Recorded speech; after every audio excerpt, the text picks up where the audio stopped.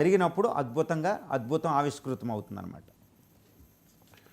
ఇక హిందీ భాష మీద రాజకీయం నడుస్తూనే ఉంది. హిందీ భారతీయ ఆత్మ అంటూ అమిత్ షా కామెంట్ చేశారు. దానికి సపోర్ట్గానే ఆంధ్రప్రదేశ్లోని రాజకీయ పార్టీలన్నీ కూడా మాట్లాడుతూ ఉన్న పరిస్థితి. లోకేష్ చెప్తూ ఉన్నారు నేషనల్ లాంగ్వేజ్ హిందీ అని చెప్పి. అఫీషియల్గా నేషనల్ లాంగ్వేజ్ అయితే లేదు అనేది అందరికీ తెలిసిన విషయం. అది అఫీషియల్ లాంగ్వేజ్. ఈ భాషా రాజకీయానికి సంబంధించి పవన్ కళ్యాణ్ కూడా చాలా సపోర్ట్ చేస్తూ భారతీయ జనతా పార్టీకి సపోర్ట్ చేస్తూ మాట్లాడుతున్న పరిస్థితి. చంద్రబాబు కూడా హిందీకి ఫేవర్గానే ఆయన మాట్లాడారు. సో ఏంటి భాషా రాజకీయం గురించి మీ కామెంట్? ఇక్కడ ఒకటే చూడాలండి, రాజ్యాంగంలో ఆర్టికల్ 343 దీని మీద అవగాహన లేకుండా మాట్లాడడం జరుగుతుంది. హిందీ అనేది జాతీయ భాష, అధికార భాష అనేది మనం చూడాలి. భారతదేశానికి రాజ్యాంగంలో జాతీయ భాషని ప్రకటించలేదు. కేవలం అధికార భాషగా, అంటే మల్టీ లింగ్వా ఫ్రాంకా అంటారు. అన్ని భాషలు భారతదేశంలో ఉన్న 650 భాషలు, అంటే సుమారు అధికార భాషలుగా ఉన్న 22 భాషల మధ్యన ఒక భాష అనేది ఉండాలన్నమాట. అది ఇంగ్లీష్ ఉంది ప్రస్తుతం. ఎక్కువ ఇంగ్లీష్నే మనం ఉపయోగిస్తూ ఉంటాం. హిందీని ఉపయోగించరు వ్యతిరేకత ఉండడం వల్ల.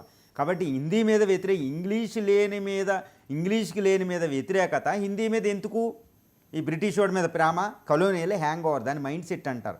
ఈ కలోనియల్ హ్యాంగ్ ఓవర్ను పోగొట్టుకుని దేశంలో ఉన్న స్వదేశీ భాషలు, స్వదేశీ వస్తువులను ప్రోత్సహించుకోవాల్సిన సమయం.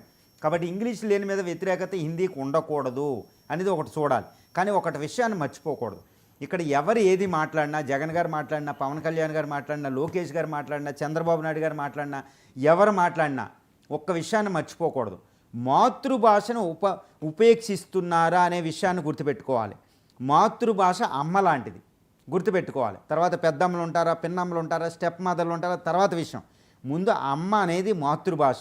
ఇంకోటి ఏంటంటే భాషా శాస్త్రవేత్తల ప్రకారం కూడా, లింగ్విస్టిక్ ప్రొఫెషనల్స్ ప్రకారం కూడా, ఎక్స్పర్ట్స్ ప్రకారం కూడా ఒకటి మాత్రం నిశ్చయం. అదేంటి? మాతృభాషలో తెలుసుకునే విషయాలు మాతృభాషలో లెర్న్ చేసుకునే విధంగా ఏ భాషలో కూడా తెలుసుకోలేరు అనేది గుర్తుపెట్టుకోవాలి. అంటే ఇప్పుడు ఈరోజు ఆంధ్రప్రదేశ్లో 5 కోట్ల మంది ఉన్నారు. ఈ 5 కోట్ల మందికి విద్య అనేది మాతృభాషలో కొనసాగాలి. తర్వాత ఆర్టికల్ 343తో పాటు ఆర్టికల్ 80 షెడ్యూల్ 8 అనేది ఉంటుంది. అక్కడ 22 భాషలు ఉంది. అన్నిటికీ సమాన ప్రాధాన్యం, అందులో మాతృభాషను ప్రోత్సహించుకోమని రాజ్యాంగం చెప్తుంది, అద్భుతంగా చెప్తుంది. మరి మాతృభాషను ప్రోత్సాహం ఏది? జాతీయ భాష కోసం మాట్లాడేటప్పుడు మాతృభాష మీద ఉండాలి కదా. కానీ ఈ రెండింటిని బ్యాలెన్స్ చేస్తూనే నేషనల్ ఎడ్యుకేషన్ పాలసీ అనేది ఒకటి వచ్చింది, దాని మీద మాట్లాడాలి. నేషనల్ ఎడ్యుకేషన్ పాలసీ 2020 ప్రకారం త్రిభాషా ఫార్ములా వచ్చింది. మాతృభాషని ప్రోత్సహించాలి, మాతృభాషలో విద్యాభ్యాసం ప్రైవేటు స్కూల్లో కూడా కొనసాగాలి, ముఖ్యంగా ప్రాథమిక విద్యలో అనేది నేషనల్ ఎడ్యుకేషన్ పాలసీలో ఉంది. అది ఇంప్లిమెంట్ చేస్తున్నారా? ఇది చేయకుండా ఇంగ్లీష్ అని అవ్వడం ఏంటి? ప్యూర్ ఇంగ్లీష్ స్కూల్స్ పెట్టడం ఏంటి? మాతృభాషలో పెట్టాలి కదా. మాతృభాషను మీరు బోధించిన తర్వాత మీ ఇష్టం వచ్చిన పాత్రను బోధించుకోండి. అది కూడా మీది కాదు, ఎవరిష్టం వాళ్ళది. ఇది రాజ్యాంగం ప్రసాదించిన హక్కు. మాతృభాష మీరు చెప్పాల్సిందే, అది ప్రాథమిక హక్కు వాళ్ళకి. ఆర్టికల్ 18 ఆర్టికల్ మనకి ఇందులో నేషనల్ ఎడ్యుకేషన్ పాలసీ పార్లమెంట్ ఆమోదం పొందింది. సో అది గుర్తుపెట్టుకోవాలి. మాతృభాష తర్వాత జాతీయ భాష పెట్టుకోండి, కానీ అది ఇంపోజ్ చేయకూడదు. రాజ్యాంగంలో ఇంపోజిషన్ ఉండదు, నెత్తి మీద రుద్దకూడదు. రుద్దితే అది రాజ్యాంగ వ్యతిరేకమే. ఇంపోజ్ చేయకండి, వాళ్ళ ఇష్టం. ఓకేనా? అది హిందీ. తర్వాత ఇంగ్లీష్ అనేది ప్రపంచ భాష అయిపోయింది ఇప్పుడున్న టెక్నాలజీకి ద్వారా, అది వాళ్ళ ఇష్టం. కానీ మాతృభాష అనేది ఇంప్లిమెంట్ చేయడం అనేది ప్రభుత్వాల యొక్క ప్రాథమిక విధి. తర్వాత జాతీయ భాష అంటారా, అది ప్రజల ఇష్టం. మీరు అక్కడ ఇంట్రడ్యూస్ చేస్తే వాళ్ళని ఇంపోజ్ చేయకూడదు. రెండోది ఇంగ్లీష్ అనేది వాళ్ళ ఇష్టం. కానీ కేవలం ఇంగ్లీష్ స్కూల్స్ తప్పు, ఆ రోజులు వెళ్ళిపోయినాయి. ఇక కలోనియల్ హ్యాంగ్ ఓవర్లోంచి బయటకు రండి.